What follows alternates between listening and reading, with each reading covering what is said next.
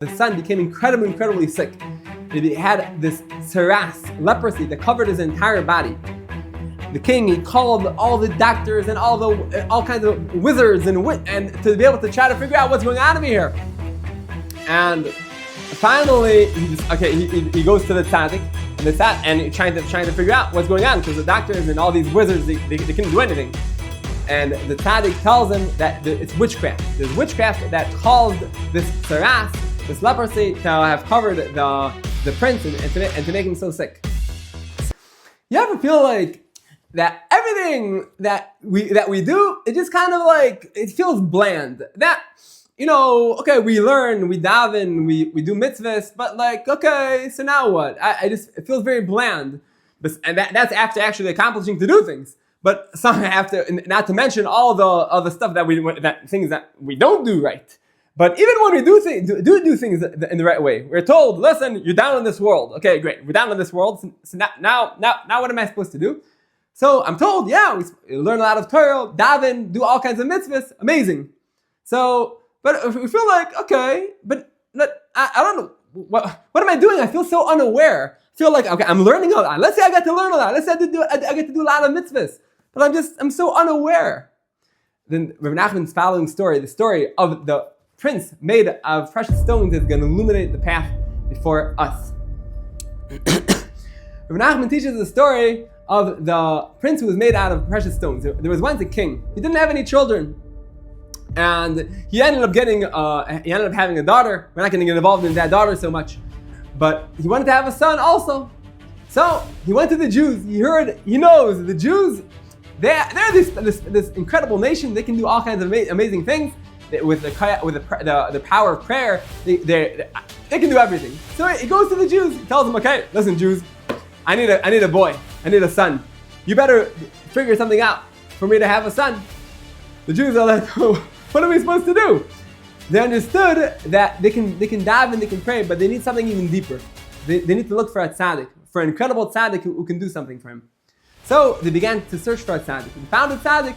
They went to the tzaddik and told him, hey, holy tzaddik, please help me with this king over here who's decreeing upon us that we have to get him a son. We don't know what to do, so do something about this. The tzaddik, he goes to the king, tells him, hey, king, you wanna have a son? The king says, yeah, for sure. The tzaddik tells him, you're willing to do what I tell you? The king says, yeah, for sure. I'll give over half of my kingdom in order to have a son. So the tzaddik says, okay, great. Give me all the different kinds of precious stones that exist in the world and give them to me. Wow, that's pretty expensive. Every kind of precious stone, every diamond, every whatever it is, pearl, and all the different kinds of stones. Fine. Okay, I'm willing to do it. He wants some money. Fine, I'll give him money. He gives him all these precious stones, and it brings him to the tzaddik. What does the tzaddik do? He takes a hammer and begins crushing. He begins crushing the stones. Every stone crushed more and more and more until it turns into dust. Now we have this little pile of dust, of diamond dust, and all kinds of other stones, emeralds and whatever it is. And he takes the dust, he pours it into a cup of wine. He tells the king, you drink half of the cup. The queen, she should drink another half, and you're going to have a son that's a prince who's made completely out of precious stones. Okay, wow, amazing. So the king's all excited. I'm going to have this son, not only a son, but also made out of precious stones.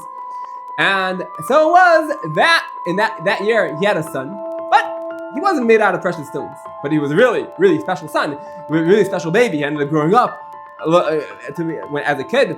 He was really smart and he was beautiful, and everybody around the world wanted to see this special son. But at the end of the day, he was just looked like a regular person. He wasn't made out of precious stones. And the tzaddik was like, hey, what's going on over here? He was davening to Hashem. Why isn't he made out of precious stones? I didn't do it for my own honor. It was for your honor. And the tzaddik understood that this son has to be made out of precious stones. Okay, whatever, but the king didn't make a big deal out of it. Okay, yeah, he has a son. But either way, one day, we're not going to get involved in the whole story of what happened, but the son became incredibly sick. He had this leprosy that covered his entire body. The king, he called all the doctors and all kinds of wizards and to be able to try to figure out what's going on over here. And finally, he goes to the tzaddik, and he's trying to figure out what's going on, because the doctors and all these wizards, they couldn't do anything. And the tzaddik tells him that it's witchcraft. There's witchcraft that caused this this leprosy, to have covered the prince and to make him so sick. So what can we do? So the tzaddik, he tells him exactly what to do. We're not going to get involved in the whole story. The witchcraft, and you end up throwing it into the sea, and the witchcraft, all the witchcraft that affected and contaminated the prince, it fell off of him. All of the tsaras peeled off of his body, and then it was revealed after the witchcraft was peeled off of his body, the prince is truly made out of precious stones. He began to illuminate like precious stones. Wow, that's the end of the story. So it's a very interesting story. Okay, great. So now he's made out of precious stones. Now, between the two of us, I think it's kind of funny to say that to tell a person, wow, you know what? I think you're a great person. You know, you're made out of precious stones. It's like, what precious stones? I go, okay, precious stones are great, but like, why is that the quality of the prince, which is the quality that the tzaddik was so worried about? That no, why is it that the prince isn't made out of precious stones? Like, why in the world should he be made out of precious stones? Well, what's this all about? The idea is as follows: that it's very interesting. If you look at a diamond, what's a diamond? The diamond is worth a lot of money. How big is it? It's like this small little teeny thing, and it's worth so much money. Like, why in the world would a person pay thousands of dollars, even more, for a small little diamond? And another interesting thing about a diamond is that before a diamond is revealed, it's just covered in dirt. It's covered in a bunch of dirt, and you reveal it, and even after you reveal the diamond, it doesn't look special. It's only when you do all kinds of special things to it, then finally it's revealed that it's a nice thing. It's a very nice, sparkly thing. But like, it's worth thousands of dollars or even more. Like, what's it all about? The idea is that within the diamond, it's just a rock, just a stone, but there's something deep within it that is so precious that our neshamas are aware of. We know that there's something really special about this diamond. What is it? It's very hard to explain what it is. It looks beautiful because it looks beautiful. Now we're willing to pay so much money. We understand that there's something incredibly deep in that diamond. What is that? I'll just bring another example of something similar to a diamond. You look at a newborn baby. Look at a baby, and this baby, he's like, he doesn't do anything. He besides for eat and sleep, he just doesn't do anything. And yet, everybody who has a bit of a revealed neshama inside of him looks at this baby and says, wow, this baby is so precious. It's so unbelievable. And then the older that the baby gets, and then he becomes a kid and then an adult, it's okay. We obviously value life, and we look at the person as being a very precious person, but it's not, you can't compare it to that awareness of how precious that newborn baby is. Now, what's going on over here? This newborn baby doesn't do anything. He just cries and he eats and sleeps all day long. So what's so precious about him? And we'll just bring a third example of this idea regarding how Hashem created the world. We know that Hashem created the world from the Even Shesiyah, from the foundation stone. That's in the place of the Beis HaMikdash. So the whole world is created from a stone. Like, why a stone? Why not something else? So we have these three things over here, that precious stones that we're willing to pay so much money for them, and a newborn baby is just like, it doesn't seem to do anything, and the Even Shesiyah, all of these is just like the foundation of the entire world. And like, why a stone? Why a baby? Why are these things so precious? The idea is that a stone, it's lifeless. But when something is lifeless, there's something incredibly deep, incredibly precious within that aspect of just being lifeless. And what is that? When you look at a newborn baby, he doesn't reveal himself. He can't express himself in any way. But now he's just one with Hashem. Because the moment that we express ourselves in all kinds of ways, so then it's very hard to unite that expression with Hashem.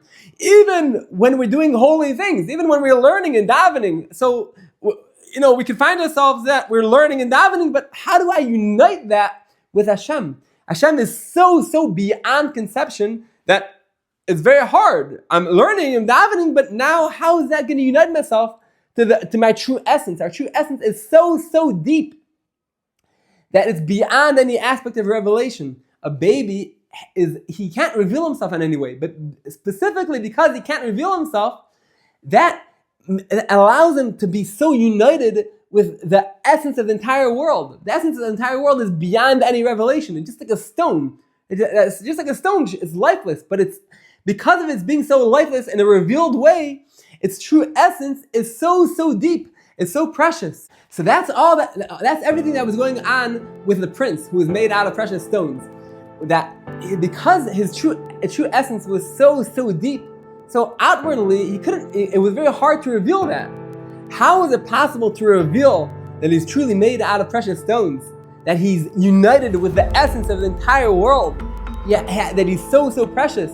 There had to be so much dirt that covered him. There had to be all this witchcraft, all this evil that covered him. But after all that evil that covered him, then he was able to reveal his true essence. Why is that? How is it that when there is so much evil that's covering a person, chas v'shalom, then suddenly he's able to reveal his true essence? Because when a person is covered by so much evil and confusion and unawareness and whatever it is, so then automatically that brings a person to a level where he says, well, okay, so who am I at all? What am I doing? I'm so unaware.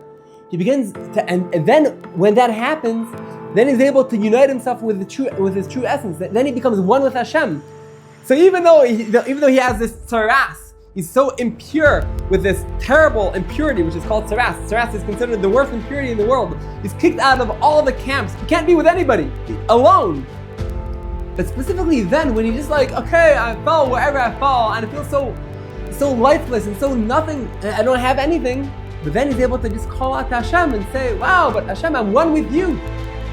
And when a person merits to do that, so then he's able to turn all that tsaras, all that evil, all that nothingness, and he's able to turn it into precious stones. So it's the same thing for ourselves as well. That we find ourselves that our lives are we're just bland and lifeless, and we find ourselves covered with all this witchcraft and all this evil and whatever it is. But then when we merit to just say, okay, fine, so I'm listening, I'm laughing so much, but okay, Hashem, I'm one with you. You love me wherever I am. We reveal our true essence.